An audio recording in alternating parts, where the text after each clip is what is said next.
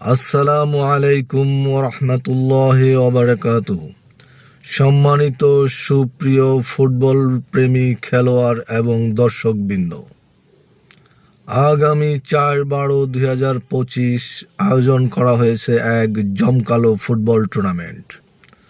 রাংচিয়া আদর্শ গ্রাম সরকারি প্রাথমিক বিদ্যালয় মাঠে মরহুম Fazlur Rahman master football tournament 2025 আপনাদেরকে সবান্ধবে আমন্ত্রণ জানাচ্ছি।